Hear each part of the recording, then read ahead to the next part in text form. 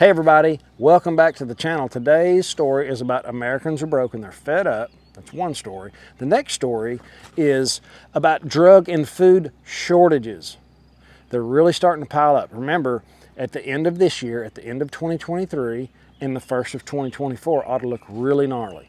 That's what kind of what I'm expecting. Now, I'm always early, it could be a little bit later, but we're starting to see that. Greedflation in grocery stores hits a wall of frustrated shoppers. Consumers are fed up. After 2 years of absorbing spiraling prices, retailers and food suppliers have passed along, and then some, just a little bit more. You know, it seems like when prices go up, they don't ever come back down. Not usually.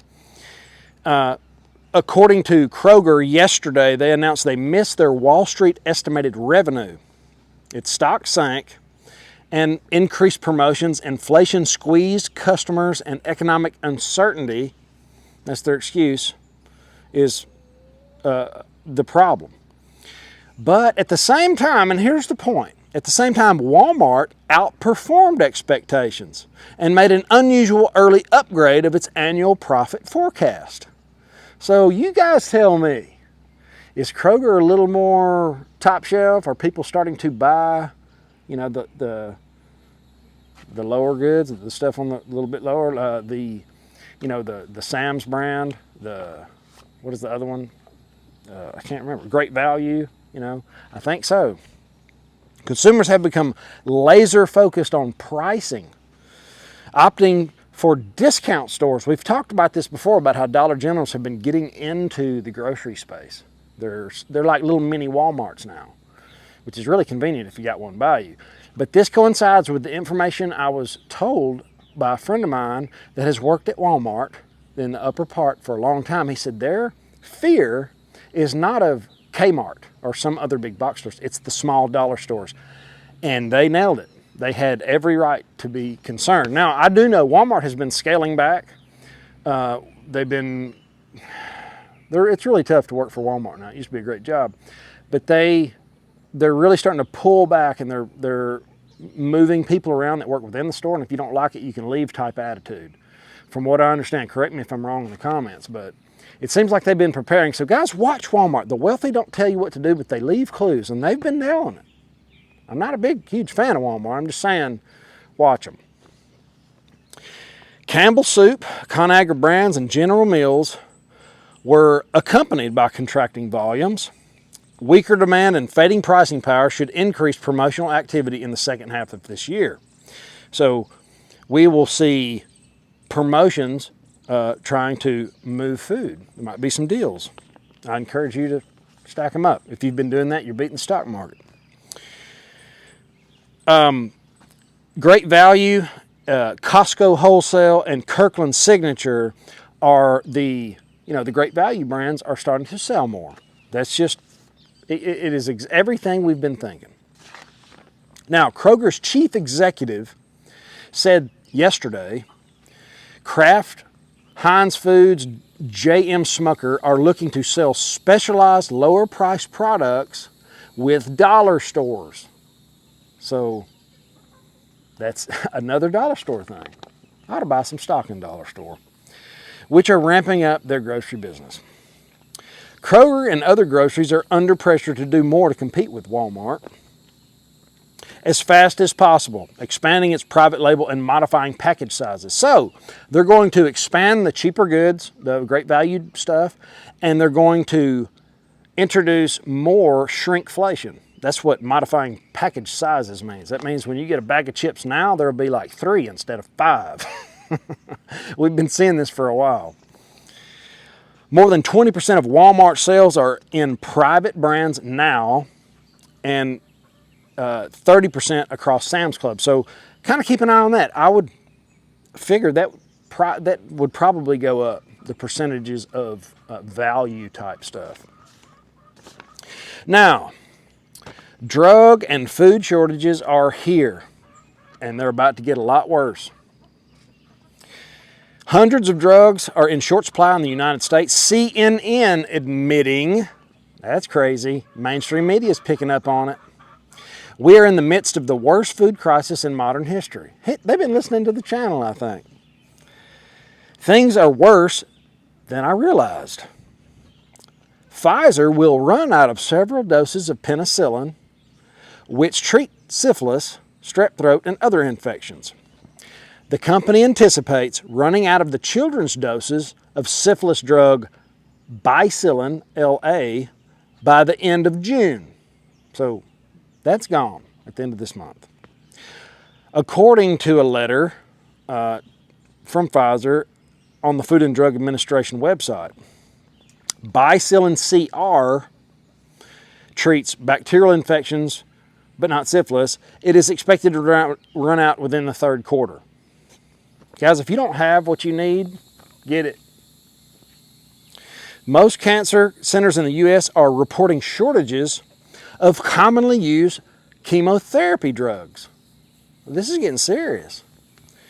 Much of the current shortage stems from the temporary closure of drug manufacturing facilities in India. So we rely on India. We have been sold down the river, and now all the drugs everybody needs is made somewhere else.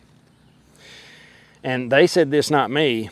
The war between the U.S. and China starts. It is going to be exceedingly difficult to get things shipped across the Pacific, not to mention everything we get from China. Just something to watch. Chemotherapy drugs. Some doctors are being forced to ration care, turning to alternative treatments with riskier side effects. So you don't get the drug you need, and the drug you're going to get is going to have some kind of different wild side effect.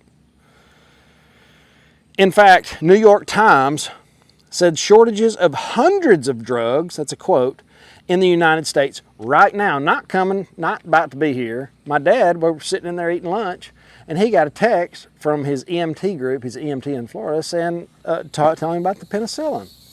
This is here. The shortages are so acute that they are commanding the attention of the White House and Congress. Now, we know those reprobates, you can't paint anything with a brush, but as a whole, they're going to make the wrong decision. That's what they do consistently. It's almost like they have a meeting and figure out how to make the problem worse. So that's it with the drugs. Now we're going to move on to other drugs. Coffee and cocoa. There's a shortage.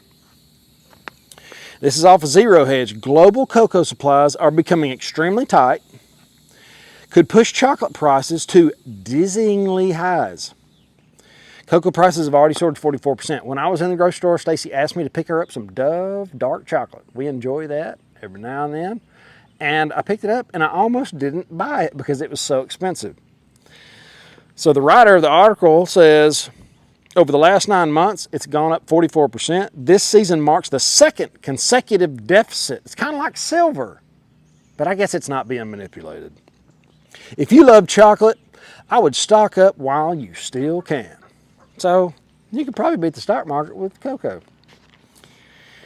Zero Hedge is also reporting that there are very serious concerns about global supply levels of sugar in coffee. Guys, a good friend of mine told me that we were about to run out of coffee. This is a long time ago. And I stocked up on coffee. I bought the ground coffee, which I shouldn't have, and it went rancid and made Stacey sick. It made her lupus flare up. It turns out after you crush the bean, the oils in the coffee go rancid faster, and she was getting sick. So now we use Hoosier Warrior Coffee. It's a community member that started their own side hustle, and I encourage you to, check them out. Everybody that's tried the coffee absolutely loves it. A friend of mine from Texas was here for a couple of days, and he just couldn't get over how good it was. So check them out. It'll be in the description. Now, the season marks the second consecutive day. I already said that. Moving on. I hope we don't run out of coffee and sugar. Not that we eat much sugar. All right, moving on to the food banks. One food bank in southern Georgia is warning that they are facing a severe shortage of food, and they are in desperate need of help. Now, this is a quote. We are experiencing the biggest food shortage we have had in 40 years of food banking. the CEO of Feeding Valley Food Bank, Frank Shepard. The article goes on, talks about how the pandemic, after that, they gave a little relief, that's gone, and now reality is starting to set in. The winter wheat harvest, there's a bunch of doom right here. Pay attention, guys. I'm going to link this in the description so you can read it for yourself. The winter wheat harvest in Kansas this year is going to be the smallest since 1957. U.S. corn prices are expected to soar because the Corn Belt is being hit with the worst drought in 30 years. I'm going to talk to my corn guy about that. I got a good video for you there. The size of the U.S. beef cow herd has fallen to the lowest level since 1962. The orange harvest in Florida in 2023 will be approximately 56% smaller than it was in 2022. Approximately 90% of Georgia peach crop this year has been wiped out due to crazy weather patterns. On top of everything else now, millions of Mormon crickets. It's like I'm reading from the Bible. It's like a newsletter from the Bible. Millions of Mormon crickets have invaded Nevada, and they're eating everything in sight. How about that for some doom? Now, drought encourages Mormon crickets, which may last for several years, 5 to 21 years of Mormon crickets. Now, I'm going to read you the conclusion at the end of this report because it sounds like they're from the community. The number of people around the globe that are facing acute food insecurity increased by a whopping 34% last year. The report concluded that the number of people facing acute food insecurity in 58 countries and territories in 1922 was 258 million. Guys, there's going to be a lot of hungry people. I've been saying this for a while. It's going to make you sick when you see other countries. I think we're still going to do better than most, but it's coming. If you have not been preparing for such a scenario, I would strongly encourage you get started. As I have detailed in this article, drug and food shortages are already here, and we have what we have been through so far is just the tip of the iceberg. Sounds like one of the community members talking. All right, guys, so that's the news for today. I want you to have an awesome, awesome day. I know this is really down, doom and gloom, but this is the news. This is no hyperbole. I'm not trying to make something more of what it is. So just take it all into consideration. I do want to encourage you with the amount of people that are flooding the borders. Now I understand it's 22 million, not to be confused with 11 million like you're going to hear on the mainstream media. So we're being invaded. They have seen 10,000 Chinese nationals. That's what they've encountered. So we're looking at possibly 100,000, maybe more. I don't know exactly what's going on, but Homeland Security came out and gave that. That's not me saying it, it's them.